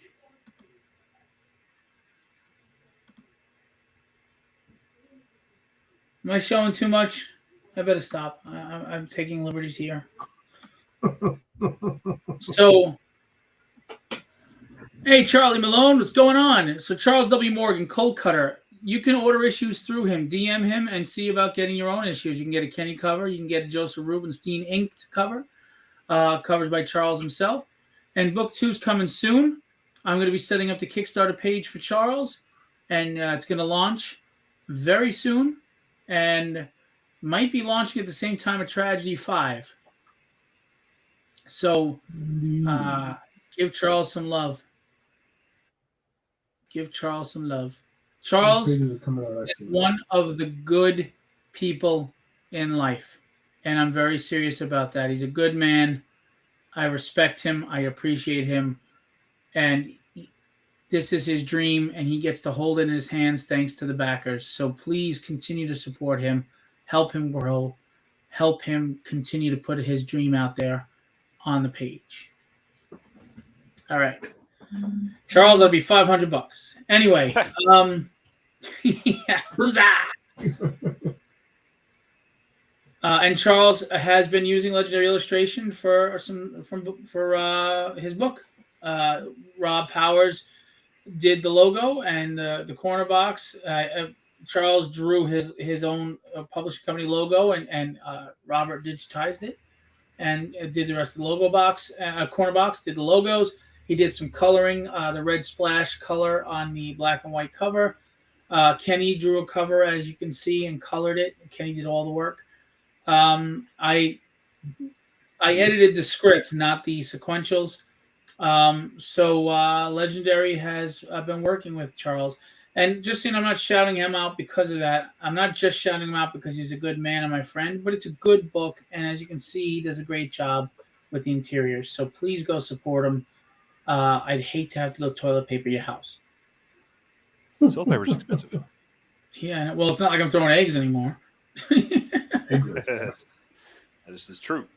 Oh, and I tease Charles about this all the time. If you see Charles on a live stream, believe it or not, he's a very passionate individual. He may sound like he's got a southern drawl and he's just talking like this, but he's actually very passionate. So don't fall for it. Anyway, he's got that southern drawl like Kevin. It's here now. Let me tell you something, boy. I got chili. I got chili brewing in my pot, buddy. If I had chili tonight, I'd be on the toilet, not here. That'd be a weird live stream. Yeah. Like, hey, guys. How you doing? Don't mind the echo. Yeah. Charles goes, I talk a little slow. Charles like, yeah. I reckon, man. I reckon. I reckon I like you, boy. Man. I'm just kidding. You're not Sling Blade. That's a good movie. So, getting back to, and I don't think you should write a female protagonist any different than you should write a male protagonist. A hero is a hero. And the other problem is, besides writing women wrong, I think, it seems like bitter women writers writing them. That's a weird and I don't know why if you're promiscuous and you drink and you curse and you shave half your head and look more macho, you're a tough woman. Then you're just making them like the worst parts of a guy. Mm-hmm. Right? And I don't look up to a guy who does all that stuff either. I don't want to be that man. Why the hell Superman doesn't do that stuff. Captain America doesn't do this stuff. So why do you think a woman has to act more like the worst of men to be a strong woman? That in itself to me is what sex is. Make a strong woman who could be feminine, like Wonder Woman in the first Wonder Woman movie. Right? Sarah Connor was feminine. Right? Ripley was feminine, but they were strong. I mean, you can do it. It's because they're horrible writers. I agree. Yeah. And they're writing with agenda. A lot of the stuff's written like high school kids that are pissed off at bullies. It's written like Tumblr fan fiction. Yeah. It's true. It's true. It's true. What it's written like. No, it's true. But That's so true. But the problem is, I said this on my live stream the other night, I think we've been so inundated with crap that we don't even recognize it as crap anymore. We've become desensitized where we accept it and we think it's good. I'll never understand. Look, I'm not bashing anybody. If you liked She-Hulk, I'm glad for you. That's good because entertainment's subjective. But I don't understand how anybody liked that show. It was so freaking bad. I mean, and I like She-Hulk. And the answer you get is, oh, you apparently never read a John Byrne comic. No, I did. They were clever. They were funny. And this show was none of that. Yeah. Just because they used the same trope doesn't mean it was as good. So stop conflating those two. When she broke the panel, the fourth wall coming out of the streaming service and swinging into the other one, I was like, what am I watching? And then she's in the writer's office, and it's all of those cackling idiots. And then Feige is the machine. It wasn't funny. It wasn't funny. Garbage. It's Then low fat yogurt. Gumby Scar, Teenage Mutant Ninja Turtle Gumby Scar. What the hell was that? Scar. Oh yeah. I didn't know what that was. That hairline on that guy. I was like, I stared at it like, what the hell is this? It's the weirdest thing. That is not Scar. Scar is like Conan, a green Conan on ultra steroids, and they made him look like a Gumby monk Ninja Turtle. What the fuck? Yeah. He looked like he drove a Vespa. And what did they do to the Hulk? The Avengers gave me the Hulk I always wanted, and then they neutered him. he's getting less green. You notice he's getting more of an opaque pastel Easter green or something. It's not appealing. It's very ugh. And I don't care for Mark Ruffalo anyways. I'd rather have Edward Norton any day as my Hulk. You know, I didn't think Ed Norton was as great as everybody said, but I did think he was better than Ruffalo. Ruffalo, everybody's saying how great he was. I don't think he's great. He was all right. He's not bad, but now Ruffalo will be a better character. Don't get me wrong. There's other characters that he could be, I think, that would fit. But I don't know. I just don't like him as Hulk. Well, I don't like Hulk as Hulk at this point. But yeah, like here's another thing. When Falcon and the Winter Soldier, I thought was probably the best of the Disney streaming services. But then he had to go into the speech at the end. And it was like, come on, guys. Can we just watch a show without the political shit? Can we just watch a show without being preached at? Can I just watch a show without somebody telling me I'm wrong for being a man in white? Please? Can we just stop doing that? I don't want you to do that to anybody. Yeah. No one should ever be felt to feel bad for being who they are watching a fucking show. It's just a show. I mean, stop. Well, that's why their ratings are in the garbage, in the tank. You know, no one wants to watch their crap. That's why these shows aren't being renewed for a second season. That's why, you know, Last of Us has already been renewed for a second season after the second episode because people had such a positive appeal to it. I mean, I'm loving the show, you know. Outside the I was last wondering episode. what it's going to be after episode 3, though. Are people going to be tuned in or tuned out? I don't think so. I'm still attached to it. I'm still interested in what's going on. So am I. But there are some people that they're just so fed up with what they feel is agenda that they just shut it off. I mean, look, I don't see the sense in writing any story that alienates anybody. You can write stories that relate to everybody. And I hate to say this, but not every story has to check every box and include every category of person because it's not reality. I mean, it's not to say you don't, right? Realistically, yes, you're going to have other cultures and races and gender, both genders and stuff. That's fine. But it's got to be realistic too, right? I mean, you can't. Well, that's like how I felt like The Walking Dead did so well with those characters because they had a gay couple in the series and they did fine with it. It worked. So it had nothing to do with your sexuality. It's the angle that they brought it into in this episode that turned people off. And I don't feel like it was an agenda per se. I feel like because it didn't really feel like it's pushing a hardcore message other than it just didn't do anything for the show. No, it didn't. But that's why I feel like they forced the gay relationship in there. I know Bill was gay in the video game, but I feel they forced the gay relationship as a whole episode for an agenda because it didn't service the story. It didn't forward the story. That's why. Yeah. Again, you had gay couples in Walking Dead. Well, yeah, I'm sure some gay people survived the apocalypse, so that's fine. That's reality, all right? There's gay people, there's black people, there's Indian people, there's Chinese people, and when the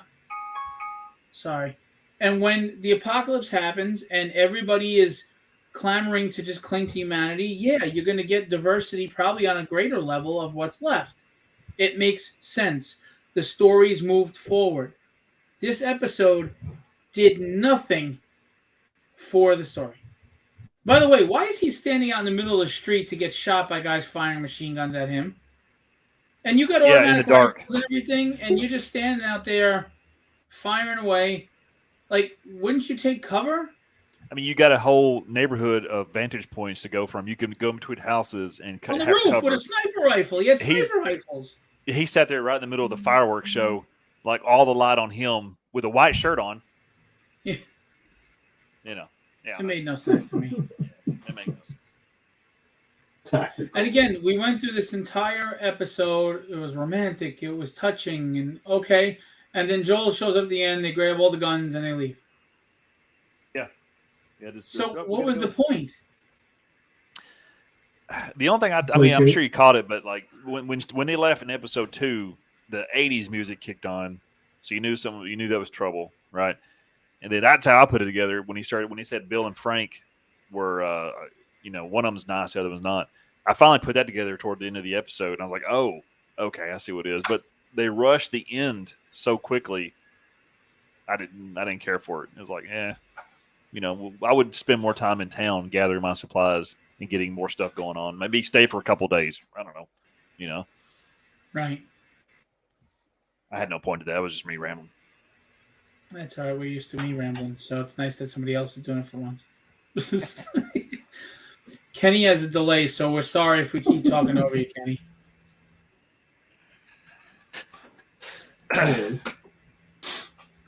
I mean, again, I'm not claiming that I'm the end-all be-all great writer, but if you read the stuff that Filbo Publishing puts out, there's no agenda. There's just a story.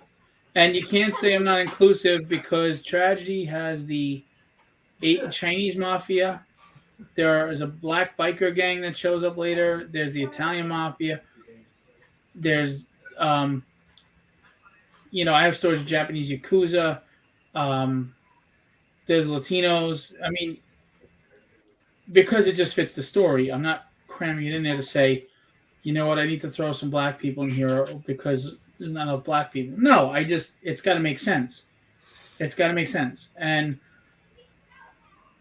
I just don't understand writing for that. You have to just write a good story. Just write a good story. Just write a good story. Jesus. And all my books, maybe they're not great writing. Maybe they are. It's up to you to decide.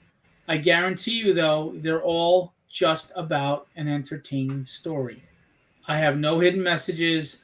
There's no soapbox. There's no pulpit. There's no megaphone. What do you care what my opinion is? Who gives a shit what my opinion is, especially if you're going to read a book?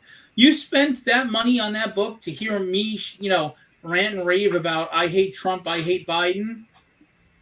That's what you spend your money on?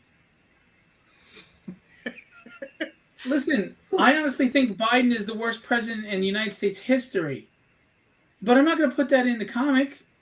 Yeah. I'm not even going to allude to it. I'm going to put the president in there and he's going to look like Biden. I'm not even going to do that.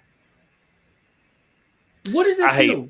I hate stuff like that. I just stick to the core of your story and build around that and just leave everything else out of it, And the truth is, it's not even about left or right because I'm neither. I'm neither and I'm both. I just believe what I believe, and if it happens to align with this side or that side, I don't care about tribes. I don't give a shit about tribalism. My family is my tribe. But even if it was something that I agreed with, say, politically, I don't want to see it in the book or a TV show. I don't want to. I don't care. Make mine 80s again. That's all I got to say. I mean, Captain America, the first one, was a perfect example of. It reminded you of the 80s with Indiana Jones and stuff. It was just a good, wholesome action movie. Characters you could relate to and enjoy. Heroes you can root for. The kid got his butt kicked all the time. He was literally scrawny. Jumps on the grenade. The flagpole scene. That's just the charming stuff that you love, and it endears audiences to you. And then you got to go to these extreme measures of we have to make a statement.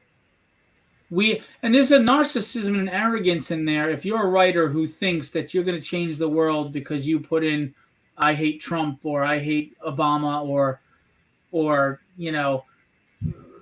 anti-immigration comments or whatever, it's like, what makes you think you're changing the world because you spouted your opinion, you narcissistic jackass? Shut up and write. Write a good story. Yeah, I mean, it'll come back around. The pendulum swings one way. It'll come back around. You're going to see a lot more good stuff come back up eventually. I hope so, and I hope I'm some of that. Well, when they lose enough money, they'll get tired of losing money. You would think, Chris, and then cut. They haven't yet. DC is in the. They want to keep lying to you. And you've got these gaslighters on. They say manga's not killing. Manga is killing Western books and sales. Because they're not doing any of this crap. They're writing human characters that go through the hero's journey, and they're interesting and different. Marvel and DC aren't learning. They're not. No, they're not, but they will. When they've destroyed it? I mean, I'm already done. Probably when Elon buys Marvel, and then he fires 15,000 people. That's another thing. I am never going to fight with you about any person like Elon Musk or Trump or Biden, and I'll tell you why. They don't give a rat's ass about us. They don't even know us. So why am I going to fight for him? I will fight for my friends and my family, the people who have had my back, the people that I intimately know, the people that impact my lives in a real way. Why are you fighting over athletes? Why are you fighting over Trump and Biden? It's just stupid. I mean, I see these posts, right? I used to be a big basketball fan. I don't watch it anymore. I don't watch any sports anymore, to be honest with you. And the debate of Jordan and LeBron, who's the GOAT, right? And I'm watching people insult each other, curse each other, and fight. I'm like, you are the dumbest sons of bitches on this planet.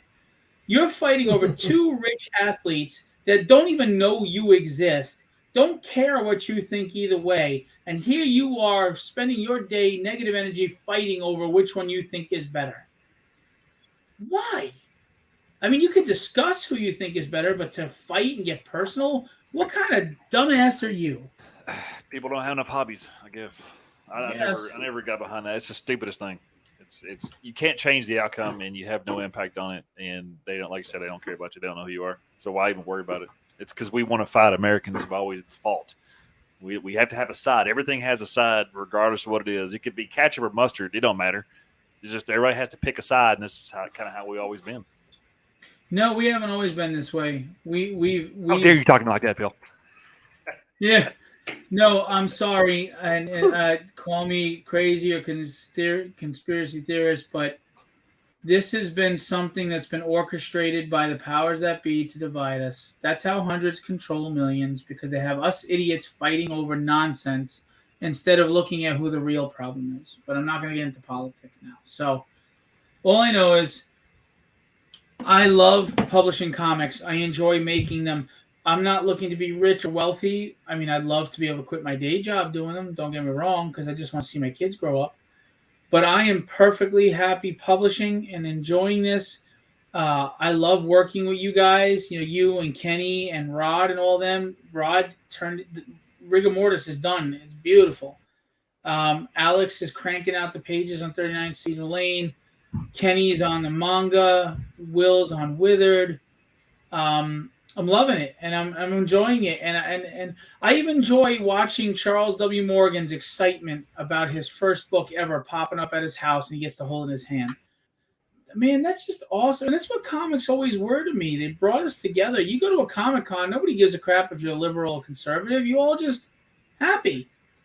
You have this common ground that you love, and somewhere people started infecting things with, like you said, having to pick sides. But you know what? You go to a Comic-Con, nobody cares. You may even totally disagree with an artist that you love's politics, and you still don't care. You're like, all right, I think he's a dumbass politically, but I love his work, and I want to buy this book, and I'm going to hang out and talk with him at the table about comics. You tell that to the Star Trek, Star Wars fandom, and see how many people's feelings get hurt. Well, here's the funny thing. If you really want to look at it deeply, Star Trek always had a more liberal mindset of, you know, the diverse cultures and aliens and things like that, right? Not that conservatives don't value those things, but you know, it seems to be a stronger point on the liberal side. Star Wars deals with spirituality and religion, which is more on the conservative side. And you see it come out when you see two of them fight. I see the Star Trek people say the Star Wars people are bigots.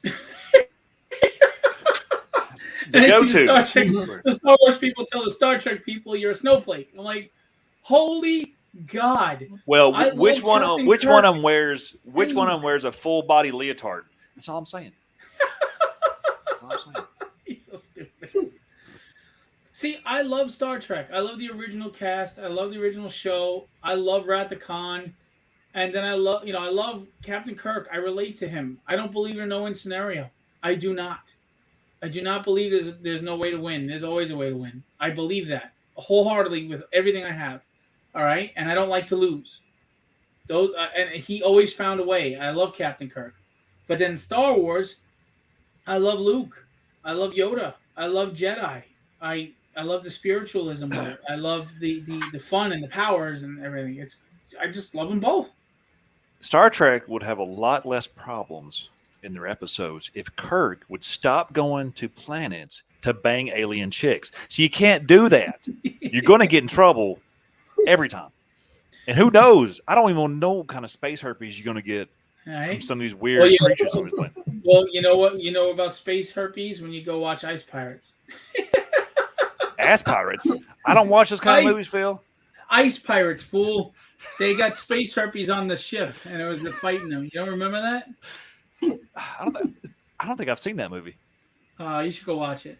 I remember. What was it called? Was it Space Truckers, like Ice Space Truckers or something like that? Were they? It wasn't Ice Space Truckers. No, but that's a different movie I was thinking of. They're Ice Pirates or something like that. It might have been what it's called. I just said Ice. This is what I just said. What the hell's wrong with you? Ice Pirates. Are you on crack? Crack is not your friend. How old are you? Are you like senile? I just said Ice Pirates 15 times. I don't know who he goes. I was thinking of something else. You're a mess. Yeah. Kenny's like, thank God these two are jabbering. I'm getting some work done while this fool ain't coloring nothing. I'm having to argue with you, picking sides, Phil. Silverhawk's coming out nice, man. Thank you. So let me ink that, Kenny. You should scan it to me and let me ink it.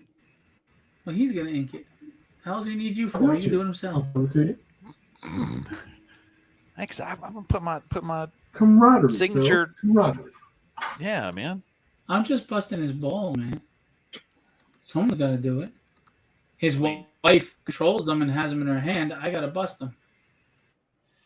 At least somebody's got. Never mind. I ain't gonna say anything. Leave that stream. You have to do the chili. Yes, ma'am. You know. I mean, that's why I've been married 20 years. Know where to draw the line. Married for 11, and she never had. I've been married for 11, and she never had it so good. She never had it so good. Hasn't had a chance to escape yet, Phil. Yeah, blink twice. Chris said, "Looking good, Kenny." I think he meant your art. I don't know. I'm not a color. So, I'm just giving this a shot. Actually, it's looking pretty good, Kenny. So I haven't watched the Orville, but I heard that's very good. I've never watched an episode of it either. I've heard good things about it. I don't know. I should check it out. I gotta have a certain level of misogyny and bigotry in my shows for some reason. Man, people take you seriously these days. I wouldn't take. I'll tell you, I don't know why people are busy trying to get funded through YouTube. Just try to find a way to make being offended a paid gig, because a lot of people will be rich. Ooh, yep. Dynamics went up. Comedians. Dude, comedians are fed up with this crap. People are heckling them more than ever, calling out, getting offended, coming up on stage. It's like, what are you doing? I don't get this whole like increase in violence. Like, why do you think you're going to go on stage and attack somebody because somebody tells a joke that you, for some reason, can't control your own emotions and get offended for? I mean, it's ridiculous. Mentally ill. These people are a mess. They are mentally ill. Oh, very cool. Yeah, you haven't promoted Dynamics yet. Oh yeah, I know. I hear you got a campaign called Dynamics, Phil. Yeah, not that all the artists that have tiers on it are promoting it, dumbasses. That wouldn't be me. Yeah, Kenny's always on the ball. Let me tell you something. Not only is Kenny always promoting this stuff, he's always on the live streams every week. He's always making posts. Kenny is a go-getter. Kenny is grinding. Kenny wants to win, and Kenny understands what you got to put in to win. None of you other people come on his damn live stream. None of you people aren't promoting the campaigns. It's like, what are you doing? What are you doing? Yes, this is the first invite I've had in I don't know how long. Well, you just came back to Legendary Fool after you left us. When did hibernation? Hibernation. All right. All right. So I can't take him anymore. Anyway, so the Dynamics is live right now. Why have you not purchased it? We are almost at 3,000. Can we get to 3,000? That'd be great. We have 6 days left, 58 backers. This is nowhere near what Tragedy does, but It's a totally different genre, totally different book, totally different aesthetic. So I get it. Here is the trailer. Actually, I'm not going to play the trailer because they block me every time they say the music. Oh, and I fight it, and they go, "You're right." Well, then why do I got to fight it every time? So look at that handsome dude. That was 60 pounds ago. There's just 60 more pounds of beauty. Look at Gangsta over there, Rob Powers. He's just missing the flat rim. Interiors, solid writing is what I'm hearing. That it was really entertaining and good. The art is colorful and fun and action-packed. I think. Yeah. There's a Kenny Calderon cover. Shazam. Dead ball. Shazam. Dead ball. We got blank sketch covers. We got the Rob Powers cover. We've got the Ricardo Silva cover. We've got the Addie Kidd cover. We've got the Martha Schwartz cover. We've got the Steph Wilson cover. And we've got the Mato Zapata cover. And we've got the Kevin. No, we don't because he didn't get one. Stretch goals we're not going to reach. That's a shame. I would have loved to given out this print for free. We've got legendary art books. 7. Yes, we do. You can get them individually or all 7 or pick 3. Well, what are you waiting for? Why spend $15, $20 on one print when you can get a book of 40 for $20? Booyah! Hell yeah! There's a video here. You can click on it and you can see about what the campaign was. Tragedy 1 through 4. 5 coming out in May. Just in time to catch up. You can do this. Pick up Tragedy. Look at those covers. I mean, that's Ian Churchill, Tyler Kirkham, Mike DeBalfo, and Jose Luis with Alex Sinclair colors. Hell yeah! And John Livesey inks from DC. Oh yeah. You can make it a virgin. You can make it a foil. You can make it a virgin foil. And here are some art samples. That's Will, Ricardo, Shazam, Kenny Calderon, Rodolfo, Shazam. Robert Powers. Robert will do traditional art for you, not digital, if you commission him. Carlos Ramos. Bill Lutz. Jim O'Reilly, no relation to the car commercial. But he has the same theme song. Yeah. Alex Sarabia. If you've been watching what Alex is doing on the pages, 39 Cedar Lane, you're going to call him the Mexican assassin. Because he's killing it, yo. Beast, look at him. Where's my drum kit? Yeah. I've got 2 in the basement, 3 in the basement. There's Mato Zapata. Now, he added gray tones to these. If you commission, they won't have gray tones. It'll be black and white. For a little extra, we could do gray tones. And then we got this down here. So anyway, so we're going to... And we have Kevin Stewart. Ghost Rider Spawn. Look at that. That's a nice piece. Nice idea. Good composition. I particularly like the architecture. Yeah. Yeah, he traces real well. I do. And look at the action speed lines of the chains in the ground, just whipping the chain. It's a good matchup. I'd love to see a crossover with them. I'm surprised they never did that. I always want to see Ghost Rider versus Etrigan the Demon. Mm-hmm. But so yeah, I mean, this is the quality you can get if you get a Kevin Stewart commission, and this is the quality you get if you get Kenny Calderon commission. But you already know what you can get from Kenny because you've seen it right here. You see it here every week because Kenny's like in your face. Booyah! Well, Kevin will come on more often. So now we'll have a third musketeer, or fourth, I should say. I'm D'Artagnan, just letting you know. So we got a lot on this campaign. It's not just the dynamics. But I will get you the digital PDF when you buy the art commission, so you can still check it out. Digital PDF. Comes with the art commission. Free. With the art commission. No, you can't.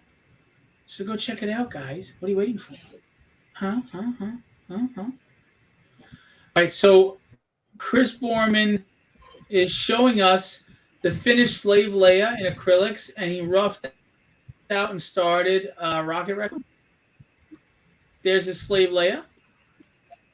Nice. Very nice. Good. Very nice. Very nice. Textures is great. Gerald, are you drawing? Gerald, are you with us? Are you drawing tonight? Blink twice. And there's Rocket. That Chris Borman is starting. Chris also does statues. I think I commissioned a statue from 2 years ago. But I didn't pay him yet, so yeah, he didn't start it yet. There you go. Chris Borman. I think he's open for commissions. Reach out to him. That's Chris, Chris, Borman, Bormann, which is basically what Kevin does to everybody. He bores you, man. Well, yeah, I got to do something. I can't sit here and look pretty. Yeah. Speak of the devil himself. We were just talking about him, and there is Bobbert. Robert Powers is in the house. We were just talking about you, sir. How you feeling? So don't replay this show. No, I was talking about you on the book. We're talking about showing the Ghost Rider crossover Wolverine, the mashup, and we're talking about how you'll do traditional art if they commission you on the campaign. So there you go. Rob Rettiano's in the house. Happy Friday. What's going on? Rob just did a Tragedy 5 cover. Actually, I can show that. I'm going to show that. You know why I'm going to show that? I want to show that.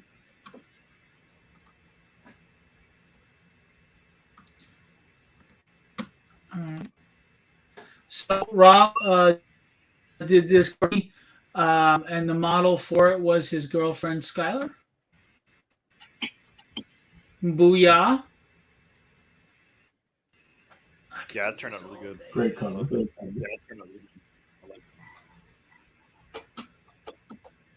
So that's Rob Rettiano and Skylar. I forget her last name, unfortunately. I'm sorry.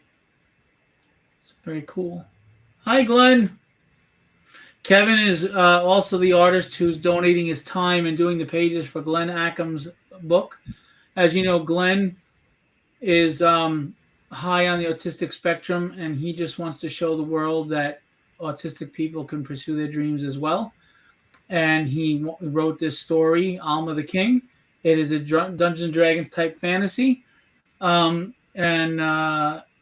Kevin, after some unsuccessful attempts, is now the artist on the book, and he's gotten 5 pages in, and he's donating his time to do it. So thank you, Kevin. Yeah. And they're looking great. Yeah, they're coming along nicely. This is a tri-fold fold-out cover for Tragedy Chapter 5 by Ricardo. Nice. Very nice. Very nice. Very nice. I liked it. Her last name is Godwin?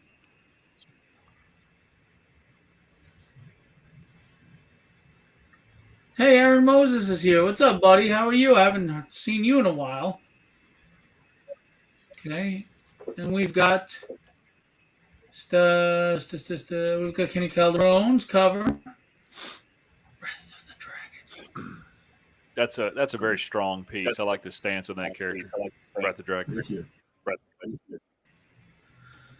I wrote the Breath of the Dragon one shot, and I don't have the money at the moment for the budget because I have too many books in play, but I want to get somebody on that book.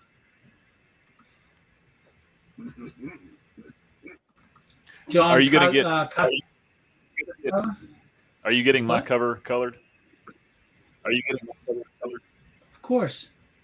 Oh shoot, that reminds me. I gotta take care of you this week. Sorry, I forgot.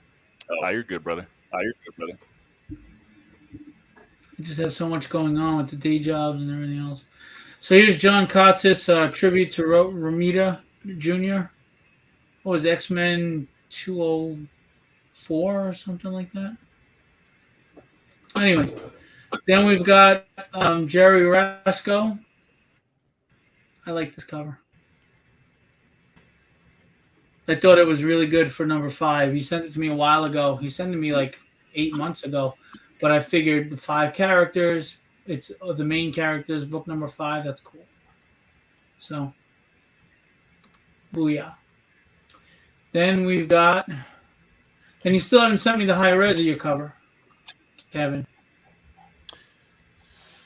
Yeah, I'll send it to you. This is, please, Javier. Very nice.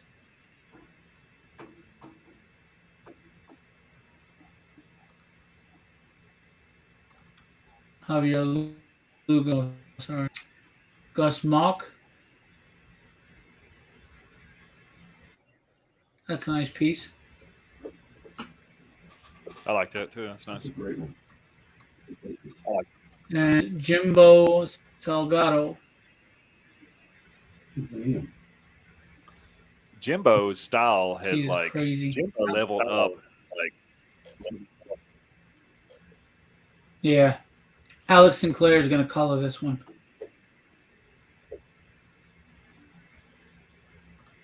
All right, Kevin, where'd you send it? Where is it? Let's go.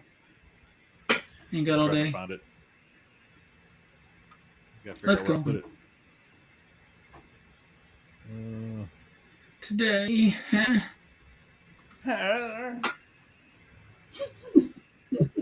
Today, Stifle,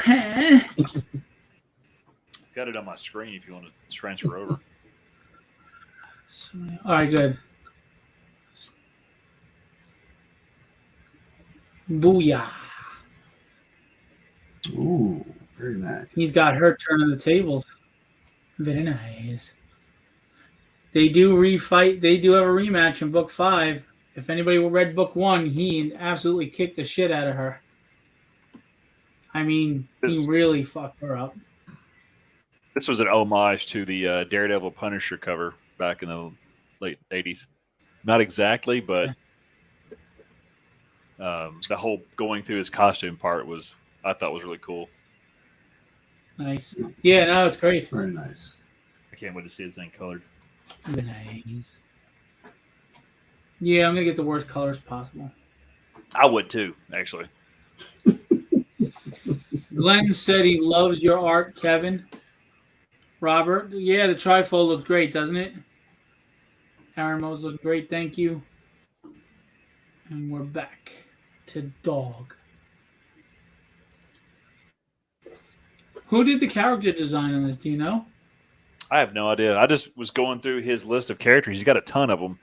And I picked these 3 characters here. She got Dog, and then this character is like, it's called the Abortionist. And on this guy's costume, this little tank is full of baby parts. Oh, shit. It's wild. And then you've got this guy over here, and I want to say it's pretty crazy. I look at it, I was like, that's baby parts. That's insane.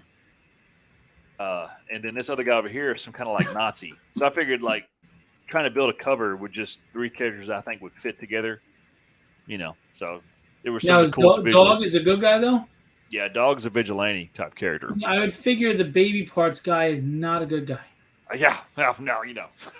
That's a hard sell for the Justice League. Or the Nazi. Yeah, really.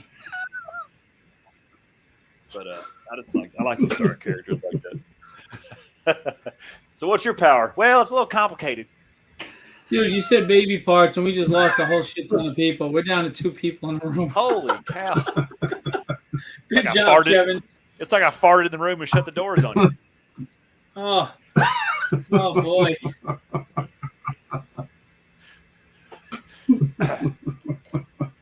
I mean, I don't know. I thought it was a cool looking character. He's got these horns and stuff coming off his helmet, and he's got the gimp leather going on. I just thought that's a cool character. Yeah. You just want to come on here and say baby parts. I hope I win. That's all I gotta say. Haven't you won enough this week? Huh? Haven't you won enough this week, you greedy Gretchen? I gotta keep winning, bro. Kevin's winning. That's right. Then you're gonna have to get somebody to wipe that L off your forehead. Probably. Well, that is Barker We're with wanting alcohol for that. actually gonna wrap this up. It's been 2 hours. Can you believe that? And Gerald apparently is not with us. He must have came and went. Well, it's time for me to eat chili anyways. I've not eaten yet. I'm still kind of hungry. Yeah, I'm hungry too. Let's show. All right, this is a great job so far on the colors. Thanks for chatting with me. And then we've got Kenny Silverhawks. Sweet.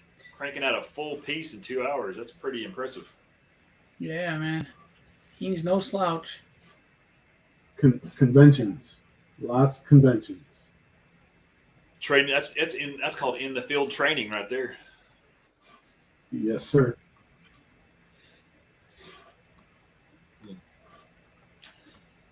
I love it. Are you going to color it too? Digitally. What are you using? Is that Clip or Photoshop? Clip Studio. Yeah, that's what I use to do colors. It took me a while to get used to Clip Studio. Yeah. I'll see. Big the high res of these pencils, so you can try your hands at it. Yes, definitely. Shoot it to me. I'll give you my email address in the chat. Big announcement. My wife is going to venture into coloring. She's going to get Clip Studio on an iPad Pro and an Apple Pen, and she is going to get into color. She's good, man. She's got a great eye for tonal values, and she's a solid artist, and it's just going to be great. Nice. Good. I just got a message from you at Legendary with your email. Why? That's for Kenny. Because he sent it. It was meant for me. Yeah. Oh. I recommend that if she's gonna explore that she does at least 20 minutes to an hour a day, every day, and it doesn't need to be anything finished, so that there's no pressure. Right. Yeah, well, when we finally get to sit down to a movie at night, she passes out in 20 minutes. But if she's got something to do, she stays up. So what we'll do is, whether we're throwing on The Last of Us or Vox Machina or something, she'll start coloring while we watch, Right. Now, the good thing about Clip is that it lends itself to a lot of different art, like different aspects of art, right? A lot of the tools they render like the real traditional tools, right? Okay. I like to mix my mediums up, so I'll do I'll do all my flats in lacquer, or I'll use the paint tool a lot, right? So I can get a nice even distribution. When I use my shadows and my highlights, I'll use a transparent watercolor brush, right? And I'll drop the opacity on that and just kind of play around with it.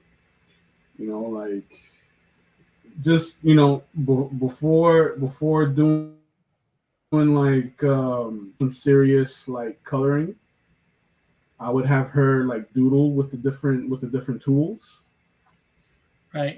Just so that she can get familiar with it, and then she can discover like what diameters she's very comfortable with, and then she can get like you could send her in work. You know what I mean? Right. That's the type of stuff that I do on my iPad, but I do it on Procreate on my iPad. I got Clip on my computer. Cool. Yeah, I was talking to Chris Sotomayor, who's one of the best in Marvel and DC in the industry, and he said he uses Photoshop on his PC, but if you're going to go with an iPad Pro, he thought Clip Studio was better than Procreate. Absolutely.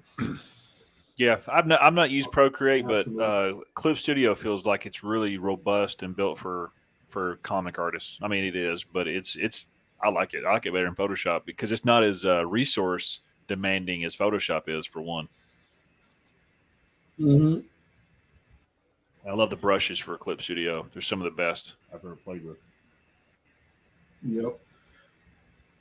Well, on that note, remember the Teenage Mutant Ninja Turtles is available. The Silverhawks will be available, and the Kevin is available for sequential work, cover work, and commissions.